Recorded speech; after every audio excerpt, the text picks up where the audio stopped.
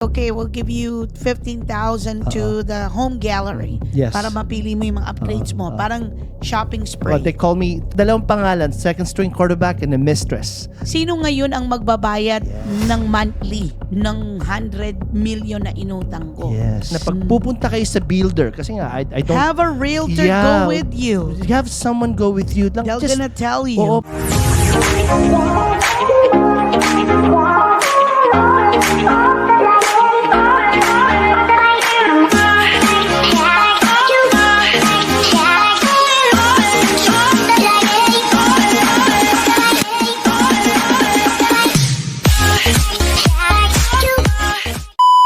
Hello everyone, this is Elizabeth Velasco from the Velasco team of Remax Gold, and this is Alvin Reyes with Supreme Lending. and welcome to our episode 30 of Bahay Pinoy sa Tate. 30 na. Hey. Episode 30, ate. Hello, Alvin. Hello, Ate Kumusta Lisa. na? Okay naman. Everything is good. Thank you so much.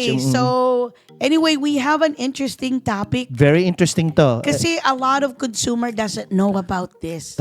Yeah, kasi nga, I guess we, as a consumer, they're trying to go directly to the product. Yes, of course. At Why hindi not? nila alam na kailangan pala na nag-hire sila ng professional.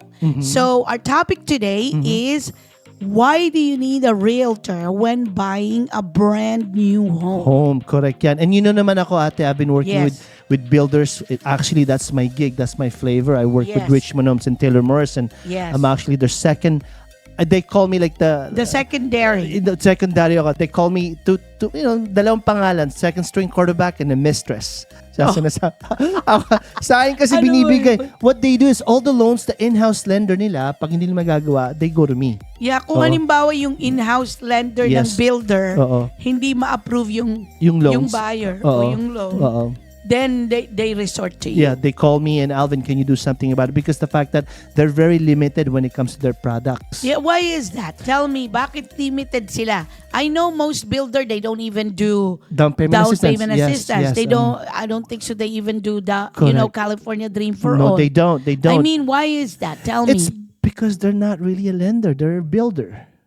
Hindi katulad ng mortgage lending, this is what we do. Okay, so what's the point of kung hindi naman talaga sila marunong sa paglo-loan o pagmo-mortgage ng bahay to get home mortgage, Yes. why do they still builder do it? Well, it's a profit, di ba? So, Correct. So ang nangyayari diyan talaga, normally ang inaaprubahan lang, yung talagang, kumbaga, I said it, talagang borrower A talaga, yung kumbaga walang problema. Borrower A, okay. Wala tayong mga issues, they don't own any other properties because they don't like like departure property. Departing residents. Departing residents, they don't like that.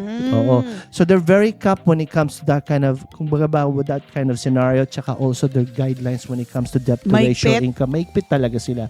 Kasi at the same time, like I said, hindi talaga sila bangko and at the same time, hindi talaga nila pera yun. Oh, okay. Oo, Explain that to me. Bakit hindi nila pera yun? Because they also have an investors right, behind it, no? So pag sinabing they have an investors behind, parang middle person din sila. So they're following other investors guidelines. So hindi talaga nila funds yun. Parang ginigisa nila yung sarili nila sa mantika. Sakto, oo. They have investors who actually, pinopondahan yung in-house nila, right? But they're not really like a direct lending, like Supreme Lending na may sarili. We actually, kami mismong nagbibigay ng pera. So when it comes to guidelines, when it comes to a little bit of exceptions, meron tayo niyan like that. Meron kayong flexibility. Meron kaming flexibility. And like I said, they cannot even do down payment assistance. That's one of the things. So and also parang challenging din kapag halimbawa, like the borrower or the homebuyer owns a business. Yes. Oo. Kasi hindi naman W2 employee yung mga yan. Yeah, wala sila mga 12 months bank statements, mga ganyang klaseng mga scenarios. They still do have 12 months bank statement. I think what they don't have is the W2. Yeah, well, yeah. Pero because sabihin, when it comes to qualifying them when you're self-employed, di ba?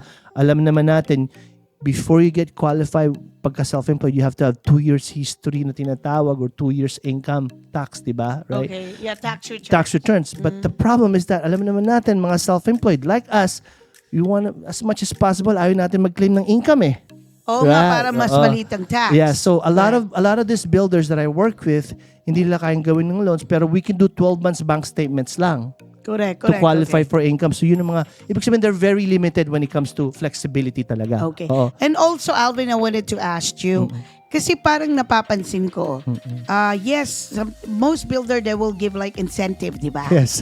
So, halimbawa, bibigyan sila ng 10,000. Pero parang napapansin ko, pag ni-review ko na yung buyer's net sheet, parang kinabig din nila yung binigay nila. Correct. So why is that? Tell me, ano ba yan? Pautot lang ba yan? O, Pautot, grabe ka naman. I mean, ano ba yan? I mean, explain that to me. Okay, like I said, I've been working with builders literally 10 years now, right? They're not there to give away money. Okay, I can tell you that. So what are they doing? It's like parang sugar-coat lang nila. Parang lang to get your feet into the to the door, and then parang pang-entice lang ng buyers. Lang talaga. And also the yun ang problema natin, they're not really a lender, and parang for profit reason lang talaga minsan. Okay, diba? so do you think that will be like an issue about, yung what we call na kailangan truthful sila sa lending, di ba? Yun nga eh. So why are they doing that to the consumer? Yun nga, and that's the reason why a lot of the clients that I have coming from them, yun ang mga complaint nila. Yes. Kasi nga pag nakita nila yung numbers at the end, parang walang nangyari sa credit. Parang picture lang talaga. So I think, Alvin, honestly, that's why it's important that the consumer have their own realtor. Correct. Oo. Yeah, kasi a lot of consumer, kasi we're trained, especially with this, with this new age, na pag may gusto kang bilhin, isang swipe mo lang, the next day, nandiyan na sa front door mo. Correct. Amazon, di ba? So ang pagbili ng bahay, hindi ganon. Kailangan meron kang right representation or a good realtor that you could trust. You should. You should. Kasi that's part of my actually responsibility at saka due diligence ko sa kliyente ko when they're buying a brand new home, na nire-review ko yung buyer's net sheet. Correct. And mga disclosures, proper disclosures, reviewed. Reports, and all of that. Kasi ang ina-advise ko is, I know the builder is giving you this much. What I need you to do is shop around. Correct. Kasi kailangan nilang i-compare ang apples, oranges to oranges, di ba? And have that option to look. Of course, you guys have to look at this two-sided ba, apple to apples. Like, very important talaga na meron tayong realtor that could represent you talaga. Kasi nga, at the end of the day, there's two sides on every transaction, seller and buyer, right? Correct, yes. And you want to be able to have someone to always work for the benefit of you. Yes. Diba? It doesn't matter for the seller or buyer side, but I'm just saying, there's always two sides on a transaction. Yes, kasi diba? with my own experience for the last 17 years, most of my clients, minsan magugulat sila na, wow, ate, pwede pala yun. Kasi most consumer, when they go to a brand new home, they give you a price sheet and you pay sticker price. Yes. Kasi we're trained na kung ano yung sticker price, that's what you pay. But a lot of consumer don't know na by having a realtor like me, I could actually submit an offer to the builder because me as your buyer's agent represent you, and the salesperson inside the sales office are employees of the builder. Correct. So ang fiduciary duty nila nasa builder. Most definitely. Yes, they want to sell it for the highest and best possible price. Yes. So ang buyer naman, syempre, we need to negotiate so we could get the best deal. Correct. Kasi besides negotiating the purchase price, we could actually negotiate their incentive. Credit, kung meron. Yeah, closing cost credit. We could negotiate yung options nila. Options nila. Yeah, like let's say, okay, we'll give you 15,000 to the home gallery para mapili mo yung mga upgrades mo. Parang shopping spree. In fact, I want to talk to you about that after. Yes, kasi nga, correct. And then also, I could negotiate also yung deposit ninyo. Correct. Kasi minsan, it takes them 6 months tapos humihingi na sila ng 5% upfront. Correct. Right? So, we could actually negotiate it 3 gifts, 3 installments, 2 installments. And then, most of all, isa pa yung lot premium. Correct. Kasi some people don't know na of course, they look at the the sticker The price. basic price lang. Akala lang yun yung na yun. base price. Oo. Meron pang additional lot premium kung corner lot ba yan, Correct, yes. cul-de-sac ba yan, Mhm, or mas malaking lote ba yan, o may view ba yan. Yes, yes. So those are the things that they have to account for. And also solar. Solar. Alam Big ba time yan. ninyo Oo. Yeah. na in California, Mandatory sa na yan. brand new home, required na may kasamang solar Solar. yung bahay. So you have 3 choices. One is you could do a A lease. lease. Aha. Yeah. Oh, Second is do a power purchase agreement. correct. And third is you could actually purchase it. Mhm. Okay. And depende kung anong income ninyo, of course, talk to a CPA, is you could actually get 30% rebate Tax bracket. if you buy it up front. So some clients, they will ask me, I said, Ate Elizabeth, we want to lease for now. Then maybe 5 years later, I want to buy it. Yeah. So you could definitely purchase it from the from the solar company. I-prorate nila yon based on the depreciation. Correct. But the thing is, you're gonna miss the 30% rebate. Kasi sila na ang nag-claim. That's right. Yung solar company na nag-claim kasi sila ang nag-purchase Correct. Okay. Yes. on your behalf, so you could lease to them. Yes. So those are the things that the consumer really don't, not aware of. Also, alam mo ba na importante na nire-review ninyo ang white report. Yeah. The white report is a report that comes from approved by the Department of Real Estate here in California. Kasi they want to make sure na bago yung builder mag-build dyan sa subdivision na yan, Yes. safe ba? Wala bang pipe under? Baka lumubog na lang bigla yung lupa natin dyan. Or ano ba yan? Tama. Yung nag-feasibility and safety study Yes, sila around na hindi ba toxic yung tubig Yes, dyan, or things na pwede kang magkasakit, or things like that. Yes. So there's a lot of things that a consumer You should need know. to understand and comprehend. Yeah. And syempre, lalo na pag first time home buyer ka, di ba? Oo. Ano naman ang malay mo? Oo. 100 pages and Disclosures. disclosures makakapal, and yung linggo ng mga languages purchase ng mga agreement, ng property contract, purchase. di ba? Correct. Oo. And tama naman si Ate Elizabeth kasi remember guys, these are new homes. So normally property inspection parang hindi mo na nakikita gaano yan kasi the new homes to right? So you really need to know about the disclosure of the property, disclosure in visibility study ng land kung nasan kayo nakopo kasi it happens to one of my client. Actually, 3 or 5. Yes, tell me what happened. So bumili siya this is one of the builders, I don't wanna say, sa Oakley mismo, sa Oakley, right? Okay. So part of the Oakley, yung bahay, yung site na yun, nung umulan bumaha. Okay. Ibahain pala yung area na yun. Hindi, di ba nila ni-review yung white Yun report? na nga, hindi nga, like I said, hindi na review, hindi nakita. Hindi, required ba ng lender na may flood insurance? Well, Wala. if it says that it's not on a flood zone, hindi na tayo kumukuha eh. Correct. Pero nung umulan na kasi it's a new developed area, hindi nila alam ngayon lang nila nalaman na ito yung part na pala yung area na yun, pag umuulan, bumabaha talaga doon, hindi nila alam yun. Oh no. So ano nangyari? So yun nangyari. So a lot of the home buyers medyo na kind of like, they were upset. There's no flood zone, there's no insurance. So nangyari yung builder, I don't know, they're kind of like nasa medyo I think nasa court yata at this legal time. issue. Legal issue lang. Hindi natin pero those are the things like I said, Ate Elizabeth needs to, iba talaga pa may nagre-represent sa inyo as a buyer. Kasi kailangan nilang Nakikita, review. Kasi ang dami-daming binibigay sa kanila. Kasi minsan gaganyan na lang sa iyo, sign na lang yan, di ba? Not only that, digital signature. Oo, i-signing na. Click ka lang ng click. Yeah, just do Diba? it, go ahead. Yeah, Yes, parang mahirap. So they don't really give you enough time to do your due diligence, di ba? Kasi katulad niyan, dapat na-review ang natural hazard report. Correct. Kasi nasa natural hazard report yan. Tama. Na they should able to review.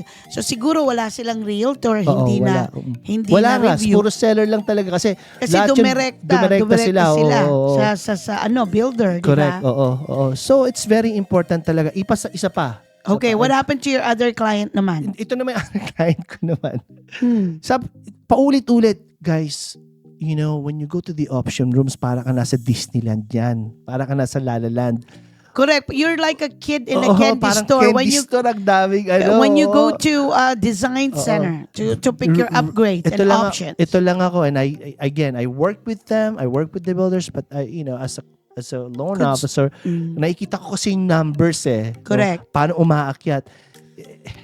One of the things that they make money sa mga options din.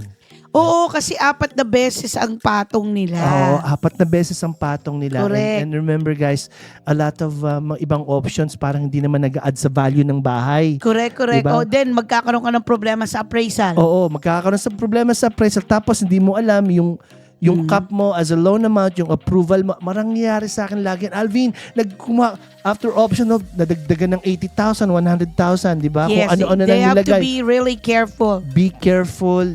Consult with your loan officer first. Ano ba talaga ang cap namin? And also the realtor. Okay, Correct. ganitong ginagawa ko when I have a client. Yes. So, when they go to the design center, I actually go with them. Oh, nice. That's Okay. good. Yeah, it's part of the services that I do kasi I want to be involved. So I tell them, kapag pipili sila ng upgrades, as much as possible neutral. Kasi ngayon, uso yan.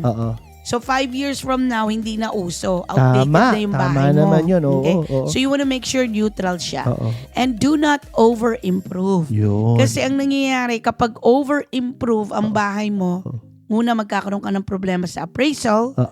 Tapos you're gonna be the record-breaking home. So you don't want that na ikaw ang pinakamahal na bahay sa neighborhood. Kasi alam naman natin, you know, sa pag-build ng equity, you wanna be the cheapest house in a neighborhood na malalaki ang mga bahay. So you have room sa equity mo. Correct. Yeah. Oo, kasi na mahahawa ka sa pag-akit ng mga bahay nila. And then, last but not the least, sa options. Alam ba ninyo na ang final purchase price ninyo, that's where your property tax will be based on. Correct. So, ingat kayo kasi pwede mo namang i-improve yan later. Tsaka may Melrose pa tayong nakatpatong. Remember that, guys? I'm sorry. I'm sorry to get excited ako kasi a lot of the buyers doesn't know this. Yes, okay. So, I just need to explain kasi be as your realtor o yung realtor nyo, dapat ine-explain ang Melrose. So we have what we call property tax, yung ad valorem. Okay, so let's say here in Sacramento County, 1.05. 1.05. On top of that, may tinatawag na Melrose. Ano ba yung Melrose? Let's talk about what's Melrose. It's actually an additional tax na by the city, by the city, by the city na kailangan nila for infrastructure. Correct. So I'll give you example. Yes. So let's say for example, the builder will gonna build like maybe 100 acres of land. Gagawin ko yung subdivision. So saan kukuha ng pondo ang builder to improve that farmland? Kalsada, new school, all that stuff, right? Yes, so streets, street lights, police station, fire station, library, schools, kung ano man yan. Okay? So, uutang ako, let's say, ng 100 million to improve this. Yeah.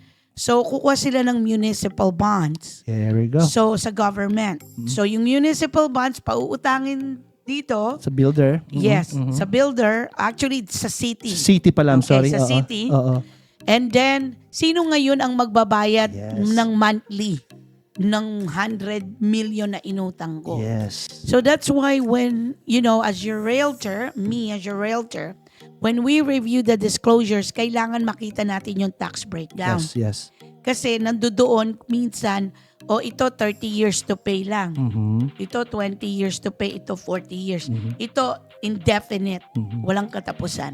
Yes. So, why is it some neighborhood mababa ang property tax? Tama. Kasi, yung old neighborhood na yan, nabayaran na. pa. Correct. Oo. Okay? So, kayo ngayon, kayo ang bagong settlers doon sa area and subdivision. They're still building. They're still building it continuously. Oo. So, kayo ang makikinabang. So, kayo ang magbabayad ng Melrose. Yeah. So, if you wanna avoid Melrose, then you're gonna have to pick older neighborhoods. Yes. Yun lang yun. Hindi naman ang unang-unang pagka mayroon kaming transaction ni Ate Elizabeth pagka builder yan or newly built. Yan ang unang binibigay sa akin ni Ate Elizabeth. Alvin, ito yung Melrose niya. Alvin, tignan mo yan. Kasi it's a big factor talaga sa payment ninyo. Correct. Sobra. Oo. Correct. Importante yun. Can you imagine ito na nangyari minsan, and I'm sorry because I get this experience all the time. Base price meron tayo, di ba? Correct, right? base price. Ngayon, nag-decide ng borrower, sige, bibili na rin namin yung solar. Yes. Nadagdag na yan. Tapos ito na, kumuha na ng maraming option, nadagdag na yan. Tapos ito na yung Melrose, nadagdag na yun. Minsan dito kami nagkakaproblema as a lending. Qualifying. Oo, sa qualifying sa debt to ratio income ng borrower natin. So very important talaga to even have a realtor who knows how these things work talaga. So when I Huge go help. to the design center, Mm-mm. kasi malala sasabihin sa nung nung rep, nung design rep. Okay, so your total is 70,000. Yes, Ganon. So ang ginagawa namin, break muna, lunch muna kami. O sige, tanggalin na yung mga hindi importante na pwede namang gawin later on. So maraming mga... Okay, tatawag to. Alvin, ano bang talaga? Meron pa bang pwede pa ba tayong umakyat? Wala na ate. Oo nga. Pero ganun talaga, minsan talaga, sa akin lang, advice ko lang now, everybody has their options. You really just need to get something kung anong pwedeng upgrade yung mag-add ng value sa bahay. Ano ba pwedeng mag-add ng value sa bahay? Okay, ate? so for me, these sa'yo. are like what we call like a must. Okay? So, number one, anything electrical. I-upgrade nyo na. Kasi once na sinara na yung wall, mahirap. Tama. Okay? And then also, ang electrical kailangan license.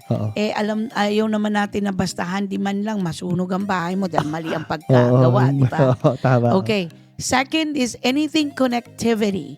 Like internet. Make sure na walang mga dead spot kasi uso na ngayon na work from home.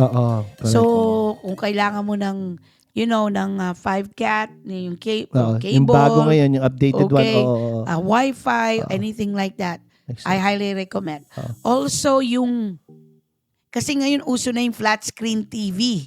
Di ba? So, yung mo na. Yung na, wall, yung wall, pwede mong i-connect. Para nandun na yung abang nung hindi ka na magbubutas or wala kang wires na, na nandun sa wall mo na masagwan. Ay, yung mga gold knobs, mga ganyan, yung mga gold. Meron nun, di ba? Okay. Yung hardware fixture, parang you could do that later. You could actually go to Amazon or Home Depot to do that later. Kasi ganun sa option, guys. Pag pumasok ka doon, mula mismo sa knobs, sa mga hawakan ng pinto. Ultimo, di ba? Ultimo, everything may bayad. Okay? So just be very careful. So yun ang mga recommendation ko.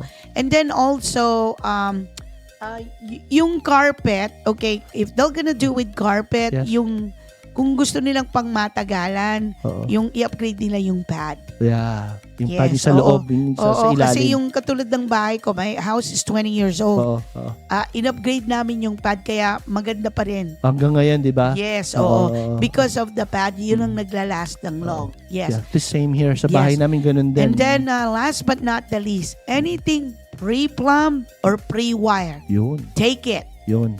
Kasi pag pre-plumb, at least may abang na. Pag pre-wire, may abang na. You could just do that later on. Like let's say, ipa-pre-wire mo yung pendant lights.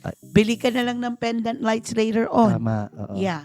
So things like that. Ang ganda ng sinabi mo kasi normally talaga, ang norm talaga pag pumasok ang mga kliyente doon, hardwood floors, hardtops, lahat kumpleto, mga ganun. Yeah, kasi yung mga yun, sobrang tagarin. Tatlo o 4 na beses ang patong. Tama. Pwede mo namang gawin later. Actually, you could even go to Home Depot to do that. Do it yourself if you could, right? You just hire someone, handyman or someone to do the labor. I mean, yun nga lang, pagpapalit na naman ng baseboard, but it's a much cheaper. Hindi ka pa tataksan forever ng property tax mo. Correct, kasi hindi tumaas ang purchase price mo. Correct. So yun ang sistema. Kasi yung base price mo kasama na lahat eh. Diba? So, But I know a lot of people, sorry. Yeah, no, A lot of totoo people yan. like it, ayaw na nilang isipin that they don't have time for home improvement. Then to each his own. Of Yes, course. I correct. just want you to be happy with your purchase. Correct. Pero I'm just sharing my knowledge from my experience. Correct. Oh, tama naman si Elizabeth. And like I said, sa akin, my own experience, alam ko naman to kasi I've been working with builders. Talagang they make money off options talaga. Isa to sa mga one way of them making money. So be careful lang sa mga choices natin. Right choices lang tayo tulad ng sinabi ni Elizabeth. Yes, oo. And then also yung pagpili ng cabinets. Oo. Kasi alam naman natin na, try to get something na yung classic na hindi na Kasi ngayon uso.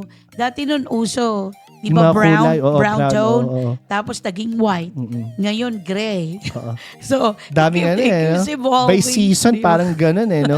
Kasi guys, pag pumunta tayo sa tinatawag nating model homes, di ba? Yes, Parang saksakan ang dami. Tsaka ang ganda talaga, di ba? And you think yung basic na bahay, maganda rin naman, pero hindi ganun talaga siya, yung standard na tinatawag, di ba? Correct. So, dadala talaga yung mga tao. Also, nire-recommend ko na yung kitchen sink ninyo Yun. is stainless steel. Oo. Kasi, bumps and yung paghugas ng kaldero, Yes, I recommend na yung isang single, lang siya. Walang yung hati sa gitna. Kasi kung hindi, mabubuisit kayo pag naghugas kayo ng malaking kaldero. Oo nga. Yun ang isa Yes. sa mga advice ko rin sa mga kliyente na pag pupunta kayo sa builder, kasi nga, I don't... Have a realtor go with you. You have someone go with you. Lang, They're gonna tell you. Oo, para lang, you have representation ba? The buyer's side. At saka also yung hardware. Oo, Diba? oo, tama. Okay, so, di ba, uso ngayon yung hardware na itim. Oo. Di ba? Maganda siya, walang problema. Kaso, if you live in a place na may hard water, Oo. after a while, nako, hirap linisan. Tama, kasi nag-i-stick talaga yung water no, parang ibang di ba? Oo nga, namumuti siya. Namumuti siya. Yes. Pero let's talk about, paano nga ba umaakyat ang builder, as fast new builder paano umaakyat ang bahay? How do they determine presyo ng bahay, di ba? Oh, Isn't yes. it by face ba, di ba? Yeah, okay. So, Explain. ito ang tip ko sa inyo. Oo, Okay? So, because of all this experience. Yes. First is, kung gusto ninyong ma-maximize ang equity nyo, gusto mong ikaw ang una. Phase 1. Phase 1, correct. So normally, the reason why mura ang phase 1, kasi ang hirap ibenta, wala pang model home. Bago pa. Bumibili ka sa papel. Tama. Okay? Drawings lang. Drawings lang. Oo, correct. oo. Oo. So sino ang nakakaalam ng mga phase 1 o yung mga coming soon? Yung realtor Tama. na familiar sa pagbenta ng brand new home. Correct. Like Oo. me, Oo. of course. Correct yun. Charot. Very, totoo to. The reason why, kaya ako binibigay this information to you guys kasi a lot of the clients, they don't know kung paano tumataas face by face Correct, oo. ang bahay. Yes, no? Yung oo. iba, bibili na, pang fourth phase na sila. Yeah, diba? patapos na, Patapos oo. na. Yes, oo. While there's another site, first phase na pwede nilang Yes, diba? oo. Another advantage Correct. lang for equity. Yeah, oo. Kasi kaming mga realtors like me, especially yung mga nag-specialize sa pagbenta ng mga brand new homes like me, kasi marami nga dito sa Sacramento, I have a really good relationship Yes. with the builder community. Every time na na meron silang up and coming, Wow. actually, nini-negotiate pa lang nila yung pagbenta ng lupa. Blueprint pa lang. Blueprint. Oo nga, Oo. hindi pa nila nabenta Hindi yung pa- lupa. oo. Negotiation pa lang ang mga builder. Oo, na sinasabi Okay? na. Oo. So minsan nakakatunog na ako Yes. na alam ko na. First And then phase. also, I'm very involved sa City of Elk Grove or City of Sacramento kasi yung mga nagpupul ng permits, alam na namin kung sino yung mga parating na builder. So we do have the inside scoop. Kasi minsan ang consumer nakikita nila patapos na o Oo. nasa Tapos na. internet na. Oo, last phase na minsan, di ba? Correct, oo. And it's good, when you buy the first space kasi yung mga kliyente ko nga tuwan-tuwa, sabi ko, Ate Elizabeth, buti na lang nahanap Mga mo to sa amin na Oo. pre-selling. Kumbaga sa atin sa Pilipinas, di ba, pre-selling mura. Mura. Parang ganun. Yun nga lang, ang inconvenience nun, bumibili ka sa papel, But sometimes the builder have another community. Maybe, okay, you could go to Stockton or you could go to Davis. We have a model Another there. site of the, yeah. Or you could go to Roseville. Yes, just So to see look at the it. example of the property or the home. You're just gonna have to travel there. Pero kung wala naman, then, you're gonna buy sa papel and hopefully tama yung expectation mo Yes. and everything. Or most of the time, meron silang parang 3D tour. Yung 3D tour because Presentation. sometimes baka yung model na yun nasa ibang state. So you could still have an ability to kind of assess unless kung brand new yung floor plan. Yes. Correct. Yes. So those are like some of the tips that you could actually do. And of course, one of this disadvantage is syempre maraming construction. Maraming construction. Imagine kung let's say 150 homes yan. Ikaw ang una. So it will take them about maybe 2 to 3 years to get a build up, and di maalikabok. Yes. Maraming construction, mabubutas ang kotse mo sa nails. Sa mga So things like debris. that. Oh, you never Correct. know. Correct. Okay. So anyway, I hope you learned something today. And of course, if you have any questions about buying a brand new home, Your or you builders. need representation, or you need options, or you need, Financing options mortgage on how to get pre-qualified, you could always contact Alvin and contact me. Yes. Again, thank you so much for tuning here at Bahay Pinoy sa Tate! Thank you.